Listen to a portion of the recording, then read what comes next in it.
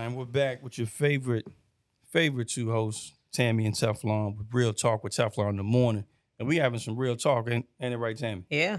We talking about toxic people. And if you Mhm. missed the first segment, we're talking about toxic family members, how you deal with them, how to navigate. You know what I'm saying? We really got um, peeled off the top layer of the onion a little bit. You know, it saved us a little bit more room to talk about different things. So what's up next for us? Hmm.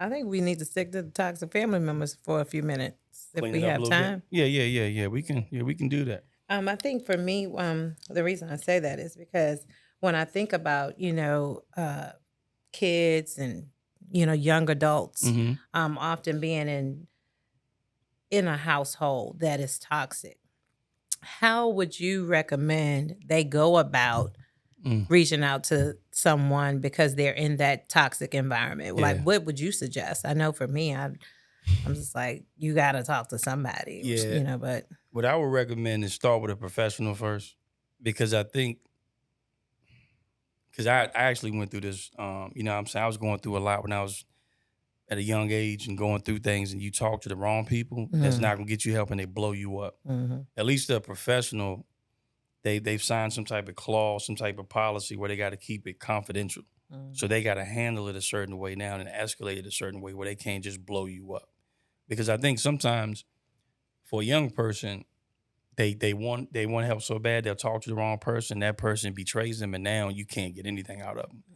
And I've seen people go down a dark hole with that mhm, because they felt like they couldn't trust anybody. It's like, no, you really went to somebody that was untrustworthy first. yeah, So whether that's a guidance counselor, you know what I'm saying, whether that's a sports coach, or whether that's like a mental health professional that's linked to your school, mhm, where they have like a 1-800 number or something, mhm, because these people are bound by law and their policy. Like you can sue them yeah, if they betray your trust. If you tell Sally and she blow you up and tell all the other friends, there's nothing really holding her from telling anybody anything, unless she's being loyal. And that word's tossed around way too much. yeah. Because then So, Sally tell her friend, and uh-huh. her friend tell her friend. Yeah. And I would say people need to guard your information. But I would say find a professional first if you don't have anybody that you can trust. Mm. Because Often people go to their church family. yeah. Yeah, so church family's cool too. Yeah, your church family. Somebody, like I said, somebody that you know that you can trust. And you may have to bait them with give them something first just to make sure. And see, I have You a know what I'm hard saying? time just talking to people about stuff. Yeah. Yeah, me too. Like when I was younger, about I was in maybe I was a senior in high school. Maybe no, I think I was a junior going through something. I felt like I was gonna end it, man. I was gonna commit suicide. I had to talk to somebody, and I didn't like the reaction I got, but I understood it. Okay. You know what I'm What do saying? you mean you didn't like the reaction? You're gonna have to explain Man, this to they me. they had took all the, like, I had to go in this room with like a styrofoam tray, like Mm. no sharp objects, and you know what I'm saying? Oh, But the way they handled it though, I see why people don't come out with it.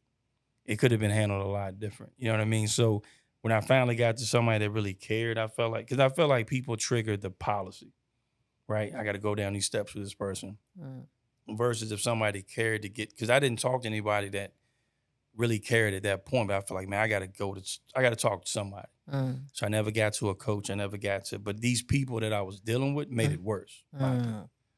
You know what I'm saying? Because then the way it was introduced to my mom and the way all that, then it becomes that's the issue versus what's wrong with you. You, Mhm, you feel what I'm mhm, saying? mhm, So mhm. now this child is like, okay, now we're talking about the fact that I feeling suicidal, depressed, or whatever. Mhm. We're not talking about what The is wrong with reason me. why you feel suicidal or Yeah, the reason why you feel yeah. depressed. And so that whole day, and I think that following week, it actually made it worse for me. I felt like I'll never tell anybody I get on that that because they're level. focused on the fact that you want to, you're thinking about risking it all, just Yeah. giving up versus thinking about what got you there. Getting to the root cause is like, okay, you know what I'm saying? It's like when you go to the hospital, they like to get to the root cause. Like they'll take all your symptoms and evaluate it, Mm-hmm.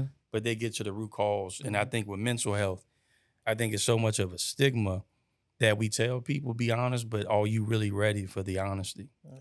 And I think, like you said, I think the kids have it. Um, it's hard because I've been in that situation too, mentally abused or whatever at home, and going through craziness where you had to be careful who you say something to, because I remember getting to the point where the police was coming to my house, Mm. and it's like, well, until he does something to you, we can't help. Yeah. So now I'm like, really? So does that put me in a position where I got to take matters into my own hands? Uh-huh. Because now I'm hoping that you guys are recording this. You know what I mean? Mhm. And so to me, I think it's a loophole that these kids are in, but that's a tough one, because depending on what the toxic behavior is, Yeah. it's tough. It's tough because on social media, man, I think these kids are exposed to a lot early, Mhm. but at the same time, they're not exposed to what to stay away from early either.